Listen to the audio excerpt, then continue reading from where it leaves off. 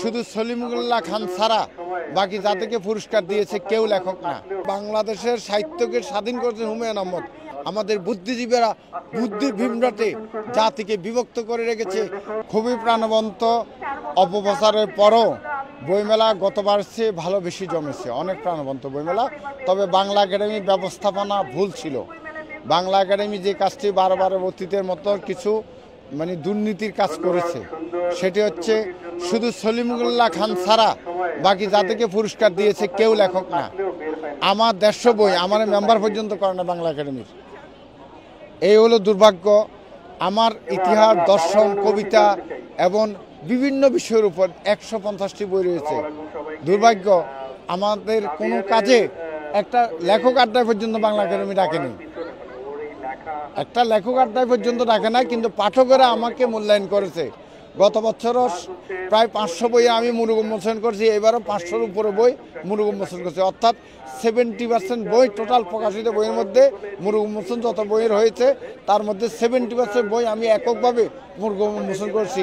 লেখকদের ভালোবাসায় শিখতে হয়েছি, এজন্য লেখকদের প্রতি আমার কৃতজ্ঞতা। প্রতি বছর এই বাংলা একাডেমির দুর্নীতিবাজ মহাপরিচালক কর্মকর্তারা এই কাজটি করে।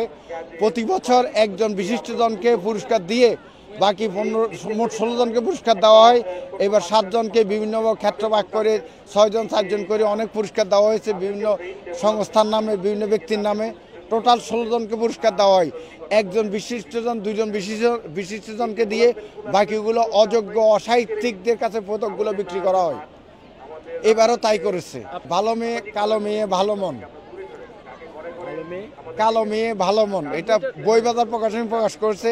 আর একটা বই বেরিয়েছে কবিতার বই, আমি দলদাস ধর্মদাস হতে চাই না, আমি মানুষ হতে চাই।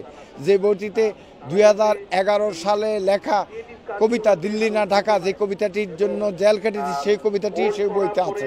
আসলে কালো মেয়েরা যুগে একটা ঘর সংসারকে সুন্দর করে তোলে, সমাজকে সুন্দর করে তোলে, মনের পরিচ্ছন্নতায় তারা নিজেদেরকে গড়ে তোলে, তার পরিবারকে গড়ে তোলে। আমি দেখেছি যেসব পরিবারে এখনো একটি পরিবার আছে 7 জন ভাই একাত্র থাকে, সেই বড় ভাবি ডাক্তার সরোয়ারের স্ত্রী বড় ভাবি, সে এককভাবে 7 ভাইকে আগলিয়ে রেখে সংসারকে ঐক্যবদ্ধ রেখেছেন।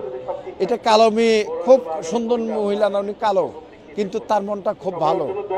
এইভাবে অসংখ্য কালো মেয়ে আমি দৃষ্টান্ত দেখেছি, যারা তাদের মমতার বন্ধনে, পবিত্রতার বন্ধনে, ত্যাগের বন্ধনে সেই নারীরা পুরো আমাদেরকে, সমাজকে অনেক কিছু উপহার দিয়েছে, ঐক্যবদ্ধ রেখেছে, শিক্ষা দিয়েছে, আদর্শ জননী হয়েছে, আদর্শ ভাই হয়েছে, আদর্শ দেবর হয়েছে, আদর্শ স্ত্রী হয়েছে।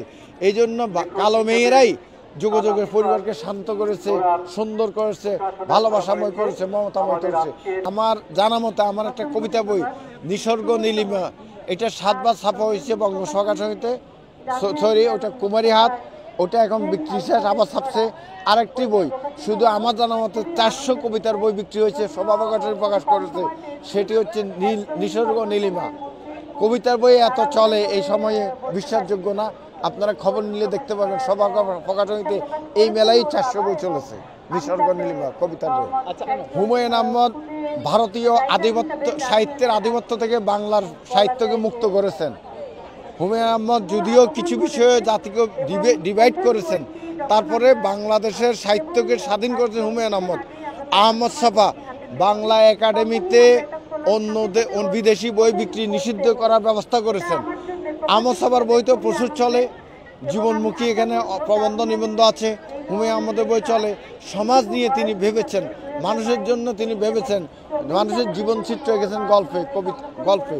এই কারণে হুমায়ুন আহমদ ছফা এখনও এই মেলায় বেস্ট সেলার। আমার দৃষ্টিতে আমি খবর নিয়ে দেখলাম।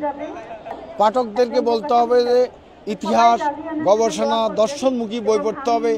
আমাকে চেঞ্জ করার জন্য, আমার সমাজকে বদল করার জন্য দর্শনমুখী বই, ইতিহাসমুখী বই পড়তে হবে। আমরা জানি না 7,500 বছর আগে প্রথম ভাষা শহীদ একজন বাসুদেব শ্রীকৃষ্ণ হাতে নিহত হয়েছে, সেই ইতিহাস জানি না। আমরা 52 ভাষা দিবস পালন করি। আমরা জানি না 750 বছর বাংলা রাজধানী ছিল মহাস্থানগড়, আমরা জানি না 400 বছর বাংলা রাজধানী ছিল, যে রাজধানী প্রতিষ্ঠাতা ফখরুদ্দিন মুবারক শাহ এই সোনারগাঁ সেটা আমরা জানি না। আমরা শুধু 49 থেকে 71 ছোট্ট একটা গণ্ডিতে নিজেদেরকে পেঁচিয়ে রেখেছি। আমাদের বুদ্ধিজীবীরা বুদ্ধির বিভ্রাটে জাতিকে বিভক্ত করে রেখেছে, ইতিহাস জ্ঞান এবং আমাদের ঐতিহ্য সম্পর্কে আমাদেরকে দাবিয়ে রেখেছে। এটা কখনো একটা জাতির জন্য শোভনীয় নয়।